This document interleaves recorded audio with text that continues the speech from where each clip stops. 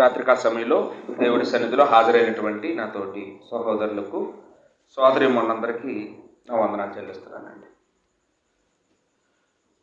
Bible చెప్పిన మానవ జాతుల చరిత్రను మనం ఆలోచన చేస్తూ ఉన్నాం. బైబిలు మానవ జాతుల చరిత్రలన్నింటిని గురించి కూడా మనకి సవివరంగా తెలియజేస్తూ ఉంది. లోకంలో చాలా గ్రంథాలు ఉంటాయి, పుస్తకాలు ఉంటాయి.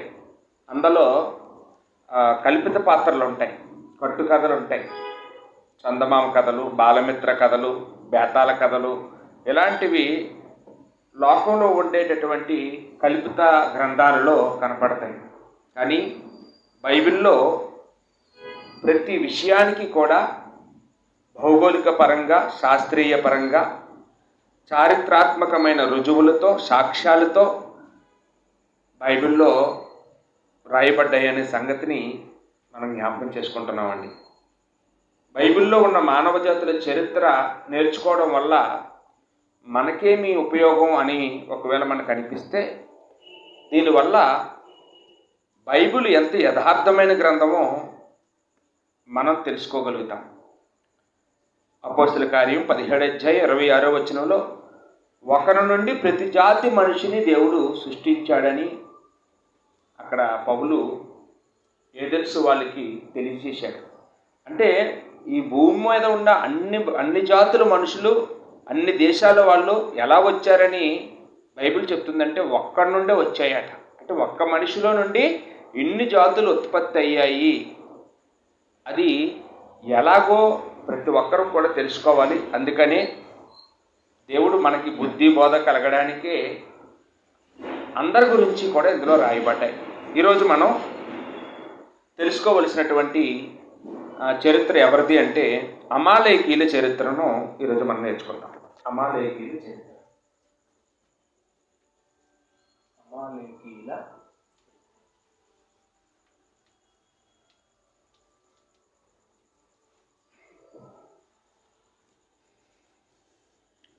బైబిల్లో ఈ పేరు మొట్టమొదటిసారిగా ఆదికాండం 14:7 మనకి కనబడుతుందండి. ఆదికాండం 14:7 అమాలేకీల దేశము అని. వాస్తవానికి మనం గమనించవలసింది ఏంటంటే ఆదికాండాన్ని రచించింది ఎవరండి? మోషే రాశాడు. కాబట్టి మోషేకి ఆ ప్రాంతం యొక్క పేరు తెలుసు కనుక అప్పుడు ఆయన అమాలేకీల దేశం అన్నాడు. కానీ అక్కడ రాశాడు కనుక, అంటే సొదొమ గొమొర్రా పట్టణం ఆ ప్రాంతంలో యుద్ధాలు జరిగాయి, ఆ యుద్ధంలో ఏ ఏ దేశాలకి మధ్యన యుద్ధాలు జరిగాయో అంటూ అక్కడ అమాలేకీల దేశం అని రాశాడు.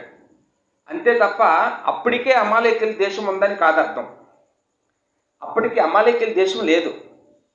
వాస్తవానికి అమాలేకీలకు మూల పురుషుడు ఎవరు అనేది మనం ఆలోచన చేస్తే ఆదికాండం 36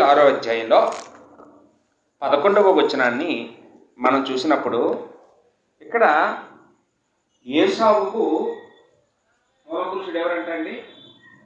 మూల పురుషుడు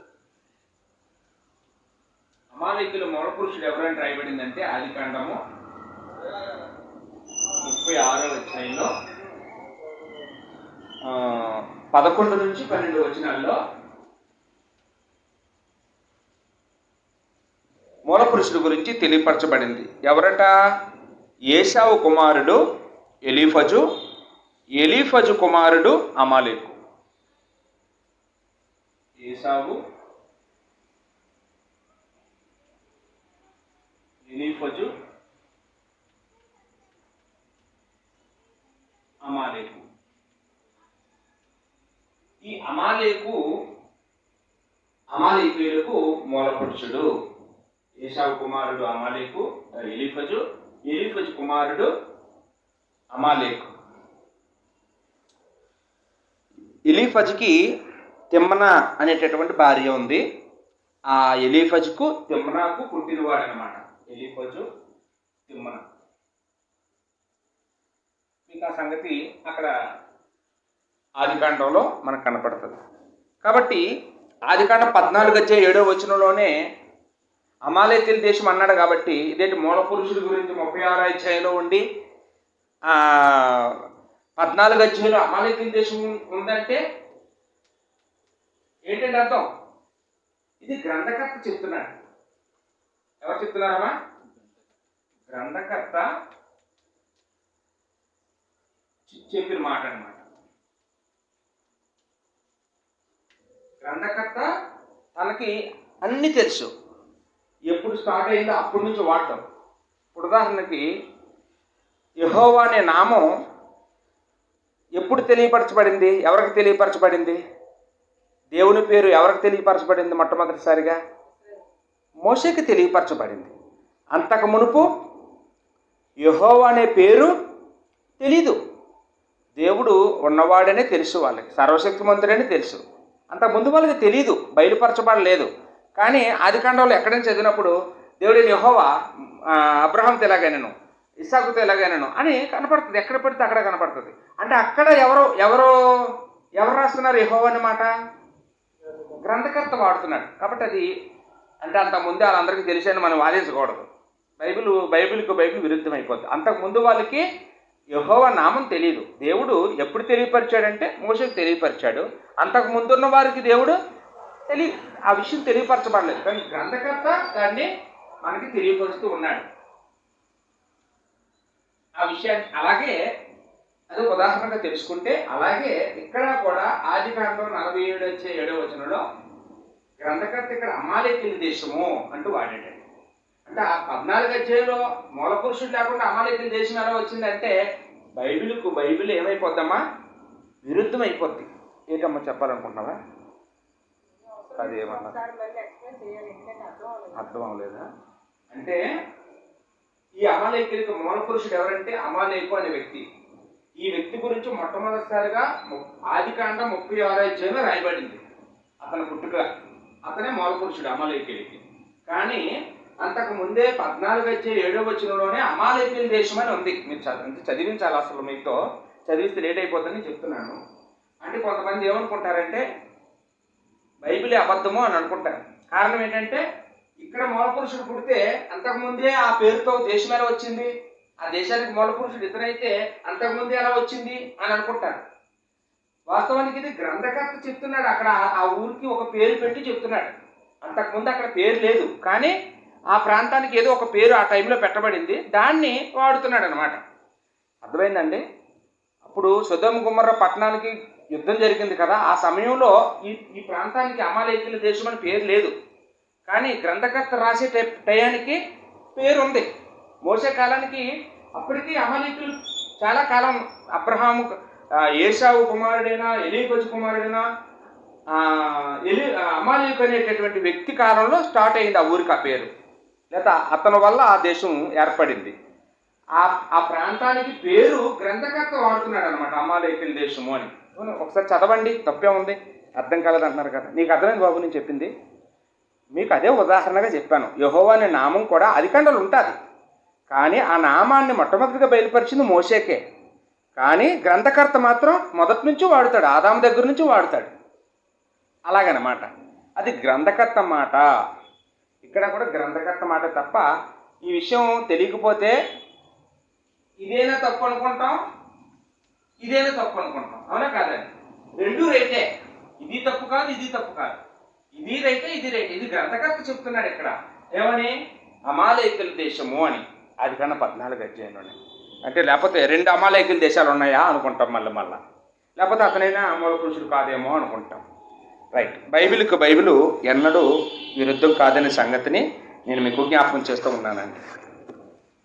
మొదటి సమూయేలు గ్రంథంలో 15:2 చూసినప్పుడు దేవుడు ఇశ్రాయేలు మొదటి రాజు అయినటువంటి సౌలుతో అతనికి ఒక పని అప్పగించాడు. ఏం పని అండి? మీ అందరికీ తెలుసు కదా. అక్కడ ఏం జరిగిందో, అమాలేకీల దేశం మీదకి వెళ్ళు, ఆ దేశంలో ఉన్న పసిపిల్లలను కానీ, స్త్రీలను కానీ, వృద్ధులను కానీ, పశువులను కానీ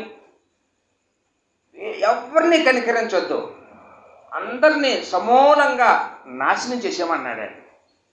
సాధారణంగా ఎప్పుడైనా ఏ కాలంలోనైనా పసిపిల్లల్ని, ఆడవాళ్ళని విడిచిపెట్టేస్తుంటారు. కానీ ఇక్కడ మాత్రం దేవుడు పసిపిల్లల్ని కూడా, స్త్రీలని కూడా, ముసలి వాళ్ళని కూడా ఎవరిని జీవరాశి అనేది ఏది కనపడినా దాన్ని సమూలంగా నాశనం చేసామని దేవుడు చెప్పడం చూసినప్పుడు మనకి కొంచెం ఒకంత దేవుడి మీద కోపం వచ్చేస్తుంటారు. ఎందుకంటే ఏంటి ఎంత కఠినుడా, ఇంత రాక్షసుడా, ఏంటి ఇంతలాంటి చర్య తీసేసుకున్నాడేంటి, అరే దేవుడికి ఇలాంటి ఇంత స్వభావం ఉంటుందా, దేవుడికి కొంచెమైనా మంచి మనసు లేదా, పసిపిల్లలు ఏం చేశారు, ఏం పాపం చేశారు, ఆడవాళ్ళు ఏం పాపం చేశారు, ముసలివాళ్ళు ఏం పాపం చేశారు అని వాళ్ళు క్షమించేస్తే బాగుండు అని అనిపిస్తుంది ఏదో మూల కదండి. కానీ వాస్తవానికి దేవుడు అలాంటి నిర్ణయాన్ని ఎందుకు తీసుకున్నాడు, ఎందుకో వాళ్ళు చేసినటువంటి పాపం ఏంటి, వాళ్ళు చేసిన తప్పు ఏంటో మనకు తెలియాలండి. లేకపోతే ఏమనుకుంటామండి, దేవుడు మనకి అన్యాయస్తుడిలాగా కనపడతాడు. అందుకే యోబు గ్రంథంలో 34:10 దేవుడు అన్యాయం చేయట అసంభవం అనే మాట మనం చూస్తూ ఉంటాం. యోబు గ్రంథం 34:10 యెహోవా అన్యాయం చేయుట అసంభవం. ఎప్పుడూ కూడా దేవుడు అన్యాయం అనేది చెయ్యడు. దేవుడు ఏది చేసినా అందులో ఏముంటుందండి, నీతి న్యాయాలు ఉంటాయి. వాస్తవానికి ఇప్పుడు జడ్జి గారు, మన కోర్టులో జడ్జి గారు ఏదైనా ఒక తీర్పు ఇస్తారు, ఒకరికి ఉరిశిక్ష అంటాడండి. అప్పుడు కింద ఉన్నవాడు ఉరిశిక్ష వేయబడినవాడు కానీ లేకపోతే కింద ఉన్నవాడు కానీ ఈ జడ్జి గారు అన్యాయంగా తీర్పు చెప్పారు, ఇది అబద్ధం, ఇతను అన్యాయస్తుడు అని ఎవరైనా అన్నారనుకో ఏం చేస్తారండి, అతన్ని ఆ అన్న మనిషిని కూడా తీసుకెళ్ళి జైల్లో పెడతారు. ఇతను కోర్టు ధిక్కారణ చేశాడు, న్యాయమూర్తిని ఎదిరించాడు, న్యాయమూర్తి మీద తిరగబడ్డాడు అని చెప్పి అతన్ని కూడా జైల్లో పెట్టే అధికారం మనం చట్టంలో ఉండడం మనం చూస్తున్నామండి. అంటే ఒక జడ్జి గారు ఏ శిక్ష వేసినా మౌనంగా భరిస్తారు కానీ అతను ముందెళ్ళి అతను ఫిల్టు పట్టుకోరు, లేకపోతే తిట్టరు, వెనకట్టి ఏదో చేసుకుంటారు. కానీ దేవుడి విషయంలో మాత్రం చాలామంది ఏం చేస్తారంటే ఎక్కడైనా ఏదైనా చదివినప్పుడు అక్కడ మనకి అర్థం కానప్పుడు ఏం చేస్తారంటే దేవుడు చాలా చెడ్డవాడు కావాలో, దేవుడికి నీతి లేదు, దేవుడికి క్షమాగుణం లేదు, దయాగుణం లేదు, ఇది ఇంతలాగా కఠినమైన నిర్ణయాలు తీసేసుకున్నాడని మనం అనుకుంటూ ఉంటాం. కారణం ఏంటంటే మనకి ఆ విషయం గురించిన పూర్వ సంగతులు మనకు తెలియకపోవడం వల్ల అక్కడ మాత్రమే చదివినప్పుడు మనం అలాంటి అపార్థం చేసుకునే అవకాశం కూడా ఉందండి. వాస్తవానికి ఒకసారి మనం బ్యాక్గ్రౌండ్కి వెళ్ళినట్లయితే అసలు ఈ అమాలేకీయులు ఎవరు, వాళ్ళు ఎలా వచ్చారు, వాళ్ళు చేసినటువంటి నేరం ఏంటి అనేది మనం ఆలోచించేద్దామండి. ముందుగా అమాలేకీయులు ఎవరు అనేది మనం చూసుకున్నాం. మూల పురుషుడు ఎవరంటే ఏశావు కుమారుడైన ఎలీఫజు కుమారుడైన అమాలేకు అని మనం అక్కడ వివరంగా చదువుకున్నామండి. రైట్, వీళ్ళు చేసినటువంటి తప్పు ఏంటి అనేది కూడా మనం ఆలోచించేద్దాం. ముందు మనం నిర్గమకాండానికి వెళ్దామండి. నిర్గమకాండం 17వ అధ్యాయము 8వ వచనం నుంచి మనం చదువుదాం. ఇక్కడ ఇశ్రాయేలు ప్రయాణం ఐగుప్తు నుంచి కనానుకు వెళ్ళడానికి వాళ్ళు వస్తూ ఉన్న సమయంలో మొట్టమొదటిసారిగా ఇశ్రాయేలు మీద దాడి చేసినటువంటి జాతి వారు ఎవరంటే ఈ అమాలేకీయులే. మొట్టమొదటిసారిగా దాడి చేసినటువంటి వారు. చదువుతుండగా తరువాత అమాలేకీయులు వచ్చి రెఫీదీములో ఇశ్రాయేలుతో యుద్ధము చేయగా, అమాలేకీయులు ఏ ప్రాంతంలో దాడి చేశారట, రెఫీదీము. కాబట్టి ఇక్కడ అమాలేకీయులు ఏ ప్రాంతానికి చెందినవారు అని మనం అర్థం చేసుకోవచ్చు, రెఫీదీము అనే ప్రాంతానికి చెందినవారు.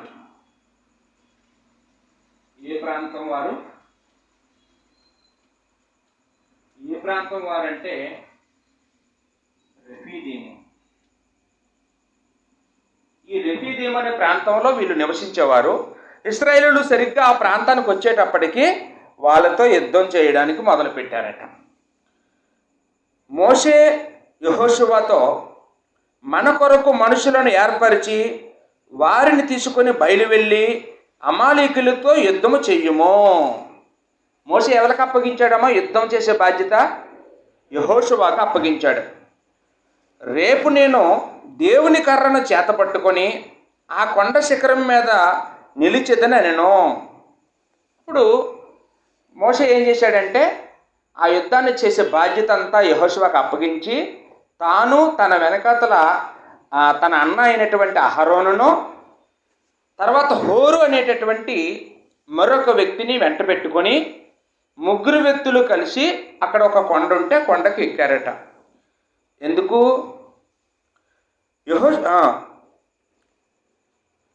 యెహోషువ మోషే తనతో చెప్పినట్లు చేసి అమాలేకీయులతో యుద్ధమాడెను.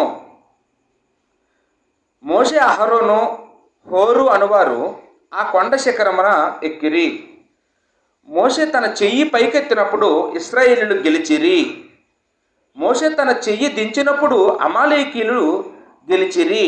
అంటే ఇక్కడ ఏం జరుగుతుంది అంటే, మోషే కొండ మీదకి వెళ్ళిన తర్వాత చేతులు మీదకెత్తగానే ఇశ్రాయేలుకి జయము కలుగుతుందట. అతను రెండు చేతులు మళ్ళీ చెయ్యిలు నొప్పెడుతున్నాయని దించితే ఎవరికి బలం పెరిగిపోతుందట? అమాలేకీయులకు బలం పెరిగిపోతుందట. అప్పుడు అతనికి సహాయం చేయడానికి ఇద్దరు వ్యక్తులు వెనకతలు వెళ్ళారు. ఎవరెవరు వెళ్ళారండి? అహరోను వెళ్ళాడు, హోరు అనే వ్యక్తి వెళ్ళారు. వీళ్ళిద్దరూ ఏం చేశారట? ఆ పరిస్థితిలో అతనికి సహాయం చేశారట అండి. మోషే తన చెయ్యి దింపినప్పుడు అమాలేకీయులు గెలిచిరి. మోషే చేతులు బరువెక్కగా వారు ఒక రాయి తీసుకుని వచ్చి అతడు దాని మీద కూర్చునిడికే దాన్ని వేసిరి. అంటే నిలబడి ఉంటే చేతులు పీకేస్తాయి, కాస్త కూర్చొని చేతులు పైకెత్తు అని ఒక రాయి తెచ్చి అతనికి పీఠంగా వేసి దాని మీద కూర్చోబెట్టారట. అహరోను, హోరులు ఒకడు ఈ పక్కనో ఒకడు ఆ పక్కనో అతని చేతులను ఆదుకొనగా అతని చేతులు సూర్యుడు అస్తమించే వరకు నిలకడగా ఉండెను. అయినా సరే మోషే చేతులు నొప్పెట్టేస్తూ ఉన్నాయి. కూర్చొని చేతులు ఎత్తినా కానీ మోషే చేతులు నొప్పెట్టేస్తున్నాయి. అప్పుడు ఏం చేశారటండి వీళ్ళిద్దరూనూ? ఒకరు ఒక చేతిని, మరొకరు మరో చేతిని పట్టుకొని పైకి ఎత్తి ఉంచారట. అతను మోషే చేతులు కిందకి దించకుండా వాళ్ళిద్దరూ సహాయం అందించారట అండి. అప్పుడు ఏం జరిగిందట అంటే, సూర్యుడు అస్తమించు వరకు నిలకడగా ఉండెను. అట్లు యెహోషువ కత్తివాడి చేత అమాలేకీయుల రాజును అతని జనులను గెలిచెను. అంటే మోషే చెయ్యి దించితే ఇశ్రాయేలు ఓడిపోతున్నారు, మోషే చెయ్యి పైకెత్తితే ఇశ్రాయేలు గెలుస్తున్నారు. మోషే వల్ల కాలేకపోతుంది చేతులు ఎత్తడం. ఎవరు సహాయం చేశారండి? మనం కూడా అప్పుడప్పుడు ఎవరైనా మన కుటుంబంలో సాతానుతో పోరాడుతున్నప్పుడు, లేకపోతే ఉపవాసం ఉండి ప్రార్థన చేసినప్పుడు వాళ్ళకి మనం చేతనైన సహాయం అందించి వాళ్ళ యొక్క భక్తిని మనం ఏం చేయాలండి? ప్రోత్సహించాలి. వాళ్ళు వేళాకాలం చేయడమో లేకపోతే వాళ్ళని బాధ పెట్టడమో కాకుండా వాళ్ళని ఎంకరేజ్ చేయాలి. వీళ్ళు ఏం చేశారు? చేయగలిగే సహాయం ముందేమో ఒక రాయి తెచ్చి కూర్చోబెట్టారట. అయినా కానీ వీలు పడలేదని ఇంకెలా కాదని చెప్పి వాళ్ళిద్దరే ఎంతవరకు అతని చేతులు పట్టుకొని ఉన్నారో, సూర్యుడు అస్తమించే వరకు, అంటే దాదాపుగా ఒక రోజంతా, ఒక పగలంతా అలాగా అహరోను, హోరు అనేవాళ్ళు మోషే చేతికి అండగా నిలబడి అతని చేతిని ఎత్తి పట్టుకోవడం వల్ల ఇశ్రాయేలీయులు ఆ రోజున అమాలేకీయుల మీద మొట్టమొదటిసారిగా విజయం సాధించడం ఇక్కడ చూస్తూ ఉన్నామండి. అప్పుడు యెహోవా మోషేతో ఇట్లనెను, నేను అమాలేకీయుల పేరు ఆకాశము కింద ఉండకుండా బొత్తుగా తుడిచివేయుదును గనుక జ్ఞాపకార్థముగా గ్రంథములో దీన్ని వ్రాసి యెహోషువకు వినిపించుము. ఏంటండి అంటే ఇవి మోషే మాట కాదు, దేవుడి మాట. దేవుడు ఏం చేస్తానంటాడంటే, ఈ అమాలేకీయులు ఇశ్రాయేలీయులకి ఎదురుపడడం దేవుడట జ్ఞాపకం ఉంచుకుంటాడట, రాసుకుంటాడట. గ్రంథంలో వాళ్ళు చేసిన తప్పుని దేవుడు రాసుకుంటాడట. అంటే దేవుడికి మనం చేసిన ప్రతీది కూడా జ్ఞాపకమేనండి. మనం ఈరోజు ఏదైనా తప్పు చేస్తాం, మనం ఏదో ఒక శిక్ష అనుభవిస్తాం, అయిపోయింది అనుకుంటాం. కానీ ఇప్పుడు అనుభవించిన శిక్ష మాత్రమే కాదు, ఈ తప్పుకి ఈ శిక్ష మాత్రమే కాదు, ఇంకా ఇలాంటి శిక్షలు చాలానే మనం అనుభవించాల్సి వస్తుందండి. ఇక్కడ నీతి అది.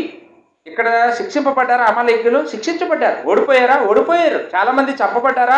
చంపబడ్డారు. కానీ ఇంకా ఏమంటున్నాడండి? ఇంకా వాళ్ళ పేరుని నేను భూమి మీద లేకుండా, ఆకాశం కింద వాళ్ళ పేరు లేకుండా బొత్తిగా తుడిచివేస్తాను. ఈ విషయాన్ని గ్రంథములో రాసుకోమని చెప్పి యెహోషువకు వినిపించు అని చెప్పాడండి. తర్వాత మోషే ఒక బలిపీఠమును కట్టి దానికి యెహోవా నిస్సి అని పేరు పెట్టెను. అంటే నిస్సి అంటే పుట్నోడుసులో 4 అంకి వేసి కిందని ధ్వజము. అక్కడ ఒక రాయిని తీసుకొచ్చి పాతి పెట్టేసి, ఇదిగో మేము ఈ ప్రాంతానికి నిస్సి అని పేరు పెడుతున్నాం. దాని అర్థం ఏంటంటే ధ్వజము అని పెట్టారట. అమాలేకీయులు తమ చేతిని యెహోవా సింహాసనమునకు విరోధముగా ఎత్తిరి గనుక యెహోవాకు అమాలేకీయులతో తరతరముల వరకు యుద్ధమనెను. అంటే ఇక్కడ అమాలేకీయులు ఎవరి మీద యుద్ధానికి వచ్చారు? ఇశ్రాయేలు మీదకి యుద్ధానికి వచ్చారు. కానీ దేవుడు ఏమంటున్నాడు? నాకు విరోధంగా వచ్చారు, నా సింహాసనములకు విరోధంగా చెయ్యెత్తారు అన్నాడు. ఇదేంటండి, అమాలేకీయులు ఇశ్రాయేలుతో యుద్ధం చేస్తే దేవుడేమో నాతో యుద్ధం చేశారా, నన్ను ఎదిరించారు, నా మీద చెయ్యెత్తారు అంటాడేంటి? అంతేనండి, ఇశ్రాయేలుని దేవుడు తన బిడ్డలు అనుకుంటున్నాడు, లేకపోతే తన భార్య అనుకుంటున్నాడు. ఇశ్రాయేలుకి ఏదైనా అపాయం జరిగితే దేవుడికి జరిగినట్టుగా భావించుకుంటున్నాడండి. ఈరోజు చూడండి, మన పిల్లలకి ఎవరైనా మన పిల్లలు కొట్టారని తెలిస్తే మనకు ఎలా ఉంటుందండి? ప్రాణం చూక్కుమంటుంది. కారణం ఏంటంటే నా బిడ్డలు కొడితే నన్ను కొట్టినట్టే అని భావిస్తాం. అలాగే మన భార్యని ఎవరైనా అపహాస్యం చేశారనుకోండి, మనల్నే అపహాస్యం చేసినట్టుగా బాధపడిపోతామండి. ఎందుకంటే భార్య అంటే నా సొంతం కాబట్టి. అలాగే మన కొత్త నిబంధనలో కూడా అపోస్తలుల కార్యం 9వ అధ్యాయంలో సౌలు క్రైస్తవుల్ని హింసించాడు. కానీ యేసుప్రభు ఏమన్నారమ్మా? సౌలా సౌలా నన్నేలా హింసించితివి అన్నాడండి. అంటే క్రైస్తవుల్ని హింసిస్తే ఎవరిని హింసించినట్టు అని యేసుప్రభు అన్నాడండి. కాబట్టి ఇక్కడ మనం పాత నిబంధన చదివినప్పుడు దేవుడికి ఇశ్రాయేలీయులకి మధ్య ఉన్నటువంటి సంబంధం ఎవరు తీసివేసే సంబంధం లాంటిది కాదండి. ఇశ్రాయేలు జోలికి ఎవరు వచ్చినా ఇశ్రాయేలు మర్చిపోతారేమో, కానీ ఆ సంగతి ఎవరు మర్చిపోరు? దేవుడు మర్చిపోడండి. ఈరోజు ఒకవేళ దేవుని పిల్లల జోలికి ఎవరైనా వచ్చారనుకోండి, ఈరోజు ఒకవేళ మనం వాళ్ళని క్షమించేస్తాం, కానీ మనం వాళ్ళని మర్చిపోతాం, కానీ దేవుడు మాత్రం ఖచ్చితంగా వాళ్ళని మర్చిపోడండి. దేవుడికి ఎదురెళ్ళట్టే అని ఇక్కడ మనం నీతిని నేర్చుకుంటూ ఉన్నాం. కాబట్టి అమాలేకీయులతో ఇశ్రాయేలీయులకి తరతరముల వరకు యుద్ధమే అని ఇక్కడ దేవుడు చెప్పడం మనం చూస్తూ ఉన్నామండి. కాబట్టి ఈ యుద్ధం అనేటటువంటిది తరతరాల వరకు ఉంటుంది. వాళ్ళు ఎప్పటికీ మనకి స్నేహితులు కానే కాదు, ఎప్పటికీ కూడా ఇశ్రాయేలుకి వైరులే అనే సంగతిని ఇక్కడ మనకి దేవుడు తెలియచేయడాన్ని చూస్తూ ఉన్నామండి. రైట్. అందుకనే పాత నిబంధన గ్రంథంలో కూడా మనం అనేక సందర్భాల్లో దేవుడితో పోరాడి ఓడిపోయినటువంటి వాళ్ళని ఎంతోమందిని మనం చూస్తూ ఉంటామండి. వాస్తవానికి అమాలేకీయులు ఇప్పుడు ఎవరితో గొడవ అంటున్నాడంటే, దేవుడు నాతోనే మీరు యుద్ధానికి వచ్చారు, నా మీదకే చెయ్యెత్తారు, నా సింహాసనం మీదకే మీరు చెయ్యెత్తారు అంటున్నాడు. దేవుడితో యుద్ధం చేస్తే ఎవరైనా గెలవగలరండి? ఎవరు గెలవలేరు. మనం 2వ రాజుల గ్రంథంలో 19వ అధ్యాయం 35వ వచనంలో ఇక్కడ అష్షూరు రాజు సన్హరీబు అనేవాడు ఇశ్రాయేలు మీదకి యుద్ధానికి వస్తాడు. అప్పుడు ఇశ్రాయేలు అందరినీ కనికరం లేకుండా అందరినీ చంపేస్తాడండి. అప్పుడు ఇశ్రాయేలు పశ్చాత్తాపం పడి ప్రార్థన చేస్తారు దేవుడికి. ప్రార్థన చేసినప్పుడు దేవుడు ఒక దూతను పంపిస్తాడండి. 2వ రాజుల గ్రంథం 19వ అధ్యాయం 35వ వచనంలో అప్పుడు ఆ దూత వచ్చి ఆ సన్హరీబు యొక్క సైనికుల్ని ఎంతమందిని చంపేస్తారండి? ఒక్క దూత వచ్చి 1,85,000 మందిని చంపేసిపోతాడండి. 1,85,000 మందిని. అలాంటిది ఒక దూతకే అంత శక్తి ఉంటే ఇంకా దేవుడి దగ్గర అలాంటి దూతలు ఎంతమంది ఉన్నారట? ఇందాక మనం ఏదో పాట పాడాం, కోట్ల దూతల మధ్య కొలువైన నా ప్రభుని అని కదండి. అంటే దేవుడి దగ్గర ఎంతమంది ఉన్నారు? కోట్లు దేవదూతలు ఉన్నాయి. కొన్ని కోట్లు దేవదూతలు దేవుడి వద్ద ఉన్నాయనే సంగతిని ఇక్కడ మనం చూస్తూ ఉన్నాం.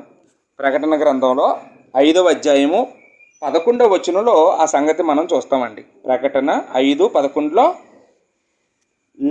లెక్కింప శక్యం కాని కోట్ల మంది దేవదూతలు ఉన్నారు అని. బాబు ఇలా అక్కడ ఆన్ చేయనైనా ఇన్వర్టరు నీకు ఎందుకు పెట్టాము అక్కడ ఆపిమైనా అస్తమానం ఎందుకు ఆపేస్తున్నావు ఇన్వర్టర్ని?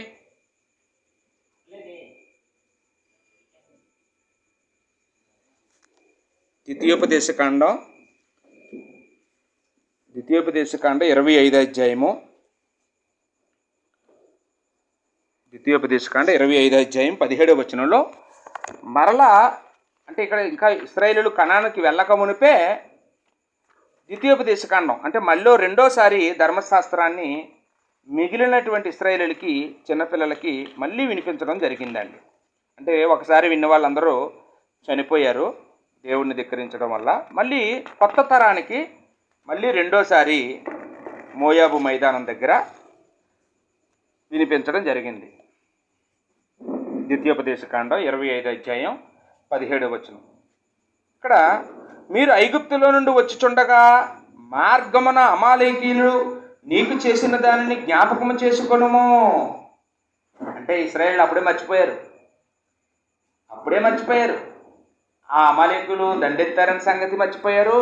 ఆ అమాలేకులు దేవుడు ఓడించాడనే సంగతి మర్చిపోయారు. దేవుడు ఒక శాసనంగా ఒక సవాలుగా దీన్ని తీసుకొని వాళ్ళని మీరు నిర్మూలన చేయాలి, ఆకాశం కింద వాళ్ళ పేరు లేకుండా చెయ్యాలని చెప్పిన సంగతి మర్చిపోయారు.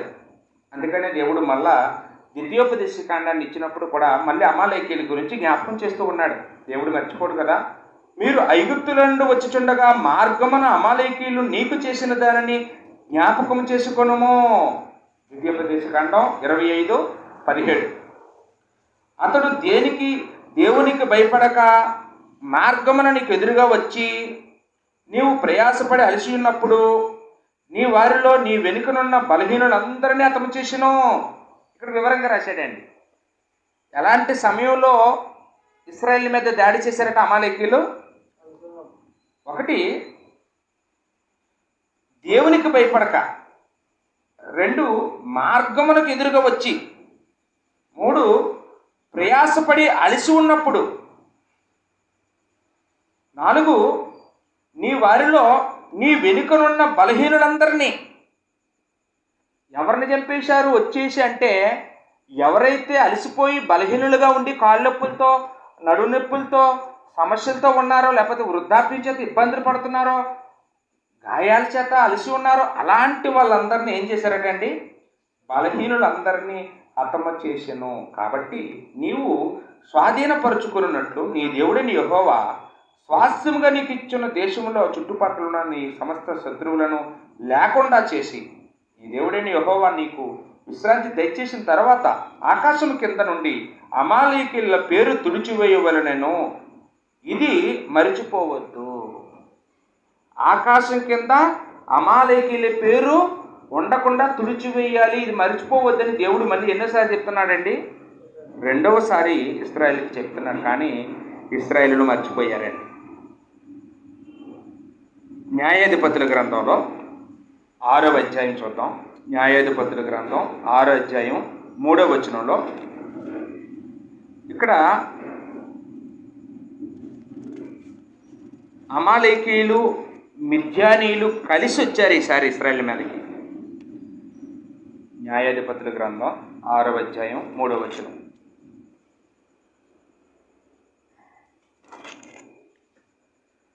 ఇశ్రాయేలీయులు విత్తనములు విత్తిన తర్వాత మిద్యానీయులు అమాలేకీయులను తూర్పున నుండి వారును తమ పశువులను గుడారములను తీసుకొని మిడతల దండంత విస్తారముగా వారి మీదకి వచ్చి అన్నాడండి. ఎలా వచ్చారటండి అమాలేకీయులు ఇశ్రాయేలు మీదకి? మిడతల దండంత విస్తారంగా వచ్చారట. ఏ సమయంలో వచ్చారట? విత్తనములు విత్తుకున్న సమయంలో. అంటే వ్యవసాయము పండించుకునేటటువంటి వాళ్ళకి ఆ సమయంలో అసలు ఖాళీ ఉండదండి. పిల్లలు, కుటుంబ సభ్యులందరూ, ఇంకా అవసరమైతే ఎవరైనా పనివారిని పెట్టుకొని పొలంలో పని చేసుకుంటూ ఉంటారు. పెళ్ళికి పిలిచిన రారు ఆ టైంలో. ఎందుకంటే సంవత్సరం అంతా బతకాలంటే వ్యవసాయం మీద ఆధారం. కాబట్టి ఆ సమయంలో వర్షాలు పడ్డాయి కాబట్టి ఆ సమయంలో విత్తనాలు విత్తుకుంటేనే అందరితో పాటు పంట వస్తుంది. కాబట్టి అందరూ కూడా దేని మీద దృష్టి పెడతారంటే వ్యవసాయ రంగం మీద దృష్టి పెడతారు. ఇక్కడ ఇశ్రాయేలు కూడా విత్తనములు విత్తుతున్న సందర్భం అండి. ఆ సమయంలోనట అమాలేకీయులను, మిద్యానీయులను, తూర్పున నుండి వారును తమ పశువులను, గుడారములను తీసుకొని మిడతల దున్నంత విస్తారముగా వారి మీదకు వచ్చి వారి ఎదుట దిగి గాజాకు పోవునంత దూరము భూమి పంటను పాడు చేసి ఏం చేశారట అండి? వాళ్ళు వచ్చి ఈసారి వచ్చిన వాళ్ళు భూమి మీద ఉన్న పండించుకుంటున్న పంటలన్నీ నాశనం చేశారట. గాజా వరకు కూడా ఒక గొర్రెను కానీ, ఎద్దును కానీ, గాడిదను కానీ, జీవన సాధనమైన మరి దేనిని కానీ ఇశ్రాయేలీయులకు ఉండనీయలేదు. అంటే ఇశ్రాయేలీయులు పెంచుకునేటటువంటి పెంపుడు జంతువులన్నింటినీ కూడా ఈసారి ఏం చేశారట? చంపేశారట. వారును వారి ఒంటెలను లెక్కలేకయుండినో దేశమును పాడు చేయుటకు వారు దానిలోనికి వచ్చిరి. ఒంటెల మీద వచ్చారట, దేశాన్ని పాడు చేశారట. ఇశ్రాయేలీయులు మిద్యానీయుల వలన మిక్కిలి హీనదశకు వచ్చినప్పుడు వారు యెహోవాకు మొర్రపెట్టిరి. అంటే ఇశ్రాయేలీయులు మిక్కిలి హీనదశకు వచ్చారంటే అర్థం ఏంటండి? అంటే అర్థం ఏంటమ్మా? కనీసం తినడానికి తిండి లేదు, పెంపుడు జంతువులు లేవు, వాళ్ళు దాచుకునే ఆహార పదార్థాలు ఏవీ లేవు, అన్నింటినీ కూడా నాశనం చేసేసి హీనదశకి తీసుకొచ్చారు. అంటే ఒక తుఫాన్ వచ్చి ఊరంతా అల్లకల్లోలం చేసి వెళ్ళిపోతే ఎలా అయిపోద్దండి? ఇల్లులు పడిపోయి, ఆహార పదార్థాలన్నీ కొట్టుకుపోయి, రైతు పండించిన పంట అంతా కొట్టుకెళ్ళిపోతుంటే ఆ రైతుకి కన్నీళ్ళు వచ్చేస్తుంటాయి కదండి. ఇశ్రాయేలు పరిస్థితి కూడా అలాంటిగా అయిపోయింది. ఎవరి వల్ల అండి ఇదంతానో? అమాలేకీయుల వలన జరిగినటువంటి నష్టం. ఇక మరొక నష్టాన్ని చూస్తే మొదటి సమూయేలు గ్రంథం 30:1 మొదటి సమూయేలు 30:1 ఇది దావీదు కాలంలో జరిగినటువంటి నష్టం. మొదటి సమూయేలు 30:1 అంటే మోషే కాలంలో మొట్టమొదటిసారిగా వాళ్ళు ఇశ్రాయేలు మీద దాడి చేసినప్పటికీ ఇప్పటికీ దావీదు దగ్గరికి వచ్చేటప్పటికి 400 సంవత్సరాల కాలం. మోషేకి దావీదుకి మధ్య కాలం ఎంత అండి? 400 సంవత్సరాల కాలం. ఈ 400 సంవత్సరాల కాలం అంతా కూడా అమాలేకీయులు ఇశ్రాయేలు మీదకి ఎప్పుడు తరచూ యుద్ధానికి వస్తూనే ఉన్నారు, నష్టాలు చేస్తూనే ఉన్నారు. ఇప్పుడు దావీదు కాలం వచ్చిందండి. అక్కడ దావీదు వెనకాతల 600 మంది సైనికులు, వాళ్ళ భార్యలు, వాళ్ళందరూ కలిపి సిక్లగు అనేటటువంటి ఒక ప్రాంతాన్ని ఎంచుకొని ఆ సిక్లగు అనేటటువంటి ఊరిలో కాపురం ఉంటున్నారు. సౌలు రాజుకు భయపడి దావీదు చిన్న సైన్యాన్ని ఏర్పాటు చేసుకొని సౌలుకి దూరంగా ఆయన నివసిస్తూ తన బ్రతికేదో తాను బతుకుతూ కష్టాలు పడుతూ ఉన్న సమయంలో ఈ అమాలేకీయులు అదును చూసి ఏం చేశారట? దావీదు కానీ దావీదు యొక్క సైనికులు కానీ సిక్లగులో లేని సమయాన్ని చూసి సిక్లగు మీద దాడి చేశారట. ఎవరెవరిని చంపేశారట? అక్కడ ఆ సైనికులు భార్యలందరినీ ఎత్తుకుపోయారట, కుమారులను ఎత్తుకొని పోయారట, ముసలి వాళ్ళందరినీ చంపేశారు, ఆస్తినంతా పట్టుకొని పోయారు.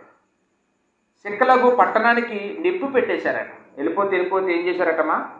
సిక్లగును కాల్చేశారట. ఒకసారి మనమే ఆలోచించండి. మన భార్యలు ఎవరో ఎత్తుకెళ్ళిపోయి, మన పిల్లలు ఎవరో ఎత్తుకెళ్ళిపోయి, మన ఇంటికి అగ్గెట్టేసిపోతే ఎలా ఉంటుందండి మన బాధ? ఆ సమయంలో దావీదు వెనకాతలు ఉన్నటువంటి అనుచరులు వాళ్ళు మూర్ఖులండి. వాళ్ళు అసలు దీని అంతటికీ కారణం ఈ దావీదు మీద కోపంతోనే మనల్ని ఇలా చేశారు, మనందరం దావీదుని చంపేద్దాం, దీనికి మన భార్యలు పోగొట్టింది దావీదే అని చెప్పేసి దావీదునే చంపడానికి కూడా తయారయ్యారు. అప్పుడు దావీదు ఏ పోదును ధరించుకొని దేవుడికి ప్రార్థన చేసి ఆ సమయంలో దేవుడి మీద ఆధారపడటం, దేవుడేమో ఆ అమాలేకీయుల్ని చేతికి అప్పగిస్తానని చెప్పడం, అప్పుడు దావీదు వాళ్ళ మీదకి యుద్ధానికి వెళ్ళడం, అమాలేకీయులు ఓడిపోవడం, ఆ భార్యలు వాళ్ళు దావీదు తిరిగి తీసుకొచ్చేవ్వడం, అవన్నీ ఒక స్టోరీ. అంటే ఇక్కడ అమాలేకీయులు ఇశ్రాయేలు మీదకి దాడి చేసినటువంటి సందర్భాలు ఇలాగా మనం ఇంకా చాలానే చెప్పుకోవచ్చండి. కాబట్టి దేవుడు ఏం చేశాడంటే అమాలేకీయుల్ని అంతలాగా నాశనం చేయాలని నిర్ణయం తీసుకున్నాడు. ఎంతలాగా? పసిపిల్లలను కానీ మొదటి సమూయేలు గ్రంథం 15 అధ్యాయం 2వ వచనం నుంచి చదివితే పసి పిల్లలను కానీ, స్త్రీలను కానీ, వృద్ధులను కానీ, గాడిదలు కానీ ఆ దేశంలో ఎవరిని కూడా ఉండనివ్వకండి అని చెప్పేసి దేవుడు సౌలు రాజుకి దేవుడు ఆజ్ఞాపించాడు. ఇది కరెక్టేనా? ఇది న్యాయమేనా? అన్యాయం అండి? న్యాయమే. ఎందుకంటే వాళ్ళు ఎలాంటి నష్టాలు చేశారంటే, ఇశ్రాయేలు వాళ్ళ మనన్న వాళ్ళు ఐగుప్తు నుంచి చెర నుంచి విడుదల పొంది 430 సంవత్సరాలు చెరలో ఉండి వాళ్ళు ఆనందంగా విడుదల పొందుతుంటే వాళ్ళ ఆనందానికి భంగం చేశారు. వాళ్ళ త్రోవను వాళ్ళు వెళ్ళిపోతుంటే వాళ్ళ త్రోవకు ఎదురుగా వచ్చి వాళ్ళతో యుద్ధం చేశారు. తర్వాత వాళ్ళ యొక్క పంటల్ని నాశనం చేశారు. తర్వాత దావీదు యొక్క అనుచరుల యొక్క భార్యలు ఎత్తుకొని పోయి, దావీదుకి చాలా అక్కడ సమయం మనం అక్కడ చదవలేదు కానండి, దావీదు ఏడ్చినప్పుడు సంగతి రాయబడింది. అక్కడ ఏడ్చుటకు శక్తి లేనంతగా ఏడ్చాడన్న మాట రాయబడింది. దావీదు ఎంత ఏడ్చాడటమ్మా? ఏడ్చుటకు శక్తి లేనంత అంత నొప్పి పెట్టారండి. దావీదు హృదయానికి అంత నొప్పి పెట్టారు. మొదటి సమయంలో 30వ అధ్యాయంలో 1 నుంచి మనం చదివితే ఆ సంగతి మనకి కనపడుతుంది. కాబట్టి ఇక్కడ దేవుడు వాళ్ళ పేరు భూమి మీద ఉంచకుండా తుడిచేయి. ఇది నేను ఆల్రెడీ ఎప్పుడో చెప్పాను, ప్రయాణాలు ఉన్నప్పుడు చెప్పాను, కనానికి రాకమునిపై చెప్పాను, కనానికి వచ్చిన తర్వాత కూడా చెప్పాను. ఇదిగో మొట్టమొదటి రాజు కాబట్టి నీకు అప్పగిస్తున్నాను అని చెప్తే సౌలు ఏం చేశాడట అండి? చక్కగా వెళ్ళాడు. రాజుగారిని మాత్రం ఒంటి మీద చేయకుండా చక్కగా గౌరవంగా తీసుకొచ్చాడు. ఇంకా కొన్ని పశువులను, ఎడ్లను కూడా, కొవ్వును వాటిని కూడా వాటి ఒంటి మీద కూడా చేయకుండా జాగ్రత్తగా తీసుకొచ్చాడు. అప్పుడు అన్నీ చంపించావంటే అన్నీ చంపేశాను అన్నాడు సమూయేలుతో. మరి గొర్రెల శబ్దం ఎక్కడిది అంటే అది దేవుడి కోసం అండి అన్నాడు. ఈరోజు మనం కూడా చూడండి, కొన్ని మానేస్తుంటాం, కొన్ని అనుసరిస్తుంటాం. ఎందుకండి ఇవి అనుసరిస్తున్నాం అంటే ఏం చెప్తామండి? అవి మనకు కూడా ఇష్టం కాబట్టి మనం అనుసరిస్తుంటాం. ఇప్పుడు మనం ఏదైనా కొన్ని పని చేస్తాం, వ్యభిచారం చేయం, దొంగతనం చేయం, అబద్ధాలు ఆడం, మోసాలు చేయం. ఇవన్నీ మనకు కూడా ఇష్టం లేదు కాబట్టి వాటన్నిటిని వదిలేసామండి. మరి దేవుడికి 10వ భాగం ఇవ్వాలి, మనం ఇస్తామండి? అది మనకి ఇష్టం ఉంటే ఇస్తాం, మనకు కూడా ఇష్టం లేదంటే అది కూడా మనం చెయ్యం. అర్థమైందండి? ఏవి చేస్తున్నాము అంటే అవి మనకు కూడా నచ్చలేదు కాబట్టి అవి మానేసాం. మరి ఎందుకు అన్నీ చేయలేదు? యేసు ప్రభు కొండ మీద చేసిన ప్రసంగంలో చాలా చెప్పారు కదండి. మరి ఎందుకు మనం అన్నీ చెయ్యం? అవి మనకు కూడా ఇష్టం లేదు కాబట్టి. శత్రువుని క్షమించమన్నాడు, క్షమిస్తున్నామండి శత్రువుల్ని? అసలు ఆలోచించండి. ఎవరితోనైనా గొడవాడుకుంటే సూర్యుడు అస్తమించే లోపల సమాధాన పడమన్నాడు, మనం సమాధాన పడుతున్నామండి? ఎందుకు ఇవి చేయట్లేదు? ఇవి మనకి ఇష్టం లేదు కాబట్టి. సౌలుకి మనకి తేడా ఏంటంటారు? సౌలు కూడా ఏం చేశాడు? ఆయనకి ఇష్టం లేని ఎన్ని చెప్పేశాడు, ఆయనకి ఇష్టమైన ఎన్ని ఉంచుకున్నాడు. అంటే దేవుడు ఇష్టమైన జరగాల, తన ఇష్టం జరగాల? రైట్, ముందుకెళ్తామండి. చివరికి అమాలేకీయులు ఏమయ్యారు అనేది మనం ఆలోచించేద్దాం. సంఖ్యాకాండం 25వ అధ్యాయం, సంఖ్యాకాండం 24వ అధ్యాయం 20వ వచనం అండి, క్షమించండి. సంఖ్యాకాండం 24వ అధ్యాయం 20వ వచనంలో బిలాము ప్రవక్త ద్వారా అమాలేకీయులు గురించి బిలాము ప్రవక్త ప్రవచించడం జరిగిందండి. సంఖ్యాకాండం 24వ అధ్యాయం 20వ వచనం ఒకసారి చూద్దాం. వాస్తవానికి ఈ బిలాము ప్రవక్త అనేవాడు ఇశ్రాయేలీయులకి ప్రవక్త కాదు, ఇతను అన్యజనుల ప్రవక్తే. కానీ ఒక సందర్భంలో ఇశ్రాయేలు జోలికి వచ్చాడు. బాలాకు అనేటటువంటి ఒక రాజుగారు ఈయన దగ్గరికి వచ్చి, నువ్వు శపిస్తే వాళ్ళు పాడైపోతారు, నీకు డబ్బులు ఇస్తాము కాబట్టి నువ్వు శపించు, నీ దీవుల వల్ల వాళ్ళు బాగుపడ్డారు అనుకొని అతను వచ్చాడు. అప్పుడు సరేనండి డబ్బు తీసుకొని శపించడానికి వెళ్తే శపించలేకపోతున్నాడు, దీవించి వచ్చేస్తున్నాడు. అయ్యా నేను శపిద్దాం అనుకుంటున్నాను కానీ శపించలేకపోతున్నాను, కాబట్టి ఈ డబ్బు మాత్రం నువ్వు తిరిగి అడుగుతావేమో, నేను తిరిగి ఇవ్వను, నీకు ఒక ఐడియా మాత్రం ఇస్తాను డబ్బులంతా అన్నాడు. ఏంటి ఐడియా అంటే, మీ మోయాబు దేశంలో ఉన్నటువంటి అందమైన స్త్రీలను ఇశ్రాయేలు సైనికుల మీదకి వెళ్ళి వాళ్ళు రెచ్చగొట్టమని చెప్పు, అప్పుడు ఆ సైనికులు ఆ స్త్రీలతో పాపం చేస్తారు, అప్పుడు నువ్వు కత్తెట్టి చంపొద్దు, దేవుడే వాళ్ళని చంపేస్తాడు అని సలహా ఇచ్చాడట. అప్పుడు మోయాబు రాజు ఆ విధంగానే, మిద్యానీయులు వాళ్ళ మీదకి వెళ్ళడం, వాళ్ళతో పాపం చేయడం, దేవుడు కొన్ని తెగులు రప్పించి ఇస్రాయిల్లో కొన్ని లక్షల మందిని చనిపోవడానికి మరి కారణంగా మనం చూస్తూ ఉన్నామండి. అప్పుడు ఆ సందర్భంలో ఆ బిలాము ప్రవక్త పలికిన మాట అండి ఇది. చదువుతారండి? సంఖ్యాకాండం 24:20. మరియు అతడు అమాలేకీయుల వైపు చూచి ఉపమాన రీతిగా ఇట్లనెను, అమాలేకు అన్యజనులకు మొదలు వాని అంతము నిత్యనాశనమే. అంటే అమాలేకు అన్యజనులకు మొదలు అన్నాడండి.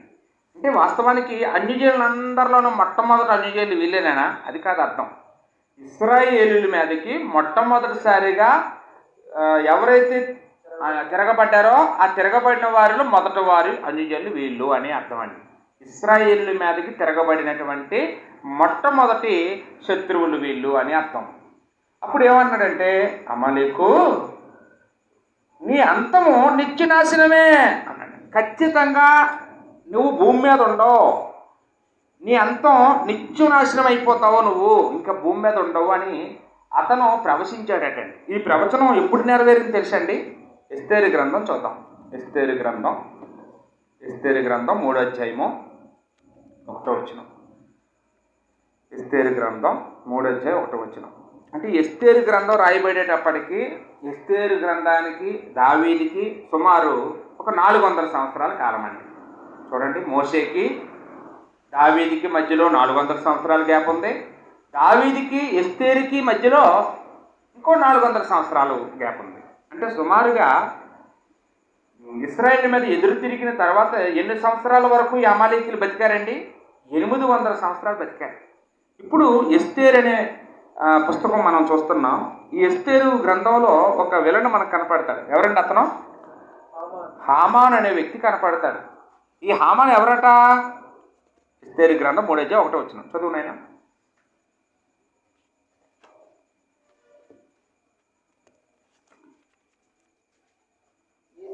తర్వాత రాజైన అహష్వేరోషు హమ్మేదాదు కుమారుడును అగాగీయుడునగు. ఎవరట ఇతను? హమ్మేదాద కుమారుడు అగాగీయుడు అన్నాడండి. ఈ అగాగీయుడు, అగాగు అంటే ఎవరు? అందుకని ఇందాక మనం 1 సమూయేలు గ్రంథం 15వ అధ్యాయంలో షౌలు ఒక రాజును ప్రాణాలతో తీసుకొని వచ్చేసాడు, చంపలేదు అతన్ని. ఎవరా రాజు? ఆ రాజు పేరేంటి? అగగు. అగగు. ఈ అగగు నుండి వచ్చినటువంటి వాళ్ళే ఇక్కడ అగాగీయులు వచ్చారు. ఆ ఒక్కడిని శేషాన్ని మిగిలించాడు కదా, ఆ ఒక్కడి వల్ల మళ్ళీ అమాలేకీయులు చిగురించారు. వీళ్ళు అగాగీయులుగా పేరుగాంచారు. ఈ అగాగీయుల్లో ఎవరండి ఈ ఇక్కడ ఎస్తేరు గ్రంథంలో విలన్గా కనపడుతున్నాడంటే హామాన్ అనే వ్యక్తి కనపడుతున్నాడండి. చూసారండి? అప్పుడు మనందరికీ తెలిసే ఎస్తేరు గ్రంథం స్టోరీ. మొద్దుకై ఆ హామానికి లేచి తల వంచి నమస్కరించలేదని హామాన్ ఏం చేస్తాడంటే అహష్వేరోషు రాజు చేత ఒక ముద్ర వేయించి యూదులందరినీ ఒక దినాన్ని చంపేద్దామని శాసనం చేయిస్తాడు. కానీ చివరికి ఏమవుతుంది? ఆ గ్రంథం చదివితే ఎస్తేరు వల్ల, ఎస్తేరు పట్టుదల కలిగి ఆ రాజుతో సమస్యలన్నీ చెప్పడం వల్ల రాజు ఏం చేస్తాడంటే ఏ రోజైతే యూదులందరూ నాశనం చేయబడవలసి వచ్చిందో అదే రోజుని యూదులు మానేసి ఎవరు నాశనం అయ్యారండి? ఈ అగాగీయులందరూ. హామాను యొక్క కుటుంబ సభ్యులు ఏ దేశంలో, ప్రపంచంలో 127 సంస్థానాల్లో ఎక్కడున్నా కానీ వాళ్ళందరినీ చంపేయమని రాజుగారు ఉత్తర్వులు జారీ చేయడం, ఆ రోజు వాళ్ళందరూ అంతరించిపోవడం, ఆ రోజు యూదులందరూ పూరీము పండగను ఆచరించడం మనం ఆ పండగలు ఆ గ్రంథంలో మనం చూస్తామండి. కాబట్టి అమాలేకీయులు నాశనం అయిపోతారని బిలాము ప్రవక్త ప్రవచించినట్లుగా వారంతము నిత్యనాశనం అని చెప్పాడు. అది అక్షరాల జరిగినట్లుగా మనం ఇక్కడ చూస్తూ ఉన్నామండి. కాబట్టి ఇక్కడ మనం నేర్చుకోబోయే నీతి ఏంటండి? ఈ అమాలేకీయుల గురించి మనం చాలా విషయాలు ఆలోచించేసాం. నేర్చుకునే నీతి ఏమని చెప్తారండి? ఏదైనా చెప్పండి.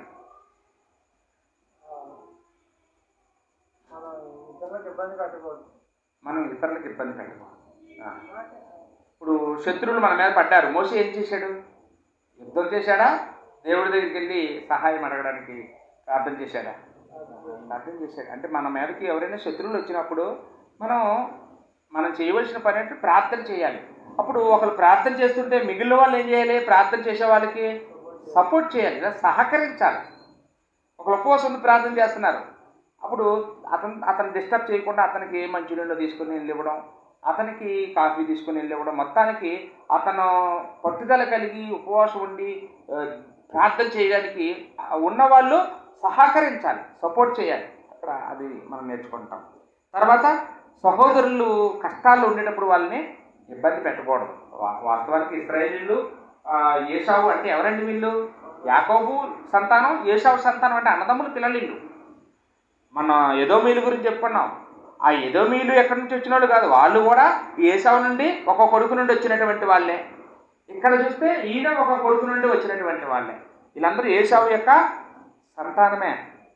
కాకపోతే వీళ్ళేమో ఎలీఫజు కుమారులు, ఇంకో వాళ్ళేమో ఎదోమీయులేమో డైరెక్ట్గా ఏశావు నుండి వచ్చినటువంటి సంతానం. ఇక్కడ మనం ఆ నీతిని నేర్చుకుంటామండి. రెండోది, దేవుడికి అన్ని జ్ఞాపకమేనండి. మనుషులు మర్చిపోతారు. ఇశ్రాయేలు మర్చిపోయారా వాళ్ళు నాశనం చేసిన సంగతి? వాళ్ళు చేసిన అన్యాయం ఇశ్రాయేలు మర్చిపోయారా? మర్చిపోయారు. మర్చిపోకండి అని దేవుడు 2 సార్లు చెప్పినా కానీ 3 సార్లు చెప్పినా కానీ మర్చిపోయారు. పూర్తిగా నాశనం చేయమని ఆ బాధ్యతను దేవుడు సౌలు రాజుకు అప్పగించినా కానీ సౌలు రాజు కూడా ఆ సంగతి మర్చిపోయాడు. కానీ దేవుడు మర్చిపోలేదు. ఎస్తేరు కాలంలో అమాలేకీయులు పూర్తిగా నాశనం అవడం మనం చూస్తూ ఉన్నాము. కాబట్టి ఈరోజు మన కంటికి ఒకళ్ళు ఎవరైనా శత్రువులు కనపడితే మనం ఏం చేయాలంటే మనమే పగ తీర్చేసుకోకూడదు. మనకు అన్యాయం చేసినటువంటి వాళ్ళని ఎవరికి అప్పగించాలని మనం చేతనైతే మనం ఏం చేయాలి? చేతనైతే ఆ శత్రువుల కొరకు మనం ప్రార్థన చేయాలి. రోమాపత్రికలో 12:20 రోమాపత్రిక 12:20 ఏముంటుందంటే, శత్రువు ఆకలికొని ఉంటే భోజనం పెట్టు అన్నాడండి. శత్రువు ఆకలికొని ఉంటే వాళ్ళ కోసం ప్రార్థన చేయమని యేసుప్రభు కొండ మీద ప్రసంగంలో చెప్పారు. మనం చేతనైతే మంచి పనులు చేయాలి. శత్రువుల విషయంలో కూడా రండి, బాగా తిట్టారు, అలసిపోయారు, రండి మా ఇంటికి భోజనం చేద్దరుగానని మనం చేతనైతే శత్రువుని మనం కలుపుకొని వాళ్ళని క్షమించి వాళ్ళకి ఏదైనా హెల్ప్ చేయాలి. ఒకళ్ళు హెల్ప్ చేయడానికి ఓపిక లేదా? మౌనంగా ఉండాలి. కానీ వాళ్ళు ఏదో చేశారు, మనం వాళ్ళకి అదే చేద్దామని అనుకోకూడదు. పగ తీర్చుట ఎవరి పని అంటే ఇప్పుడు దేవుడి పని. ఇప్పుడు మనం పగ తీర్చుకుంటే మనం ఏం చేయగలం? ఎవరితోనైనా. కానీ దేవుడైతే ఆ జాతిని భూమి మీద లేకుండా అంతమొద్దించేశాడండి. సమూలంగా ఆకాశం కింద వాళ్ళ పేరు లేకుండా తుడిచేస్తాను అన్నాడు. దేవుడు తుడిచేశాడండి. కాబట్టి ఎప్పుడైనా కానీ దేవుడికి వ్యతిరేకంగా, దేవుడి పిల్లలకి వ్యతిరేకంగా ఎవరేమీ చేసినా కానీ ఎవరికి చేసినట్టు? దేవుడి మీద తిరుగుబాటు చేసినట్టేననే సంగతి కూడా ఇక్కడ మనం నేర్చుకుంటున్నాం. కాబట్టి ఎప్పుడు కూడా దేవుడి పిల్లల జోలికి ఎవరూ వెళ్ళకూడదు. మనం వెళ్ళొచ్చండి క్రైస్తవుల జోలికి, మనం క్రైస్తవులు కాబట్టి మనం కూడా మరొక సహోదరుడి జోలికి వెళ్ళకూడదు.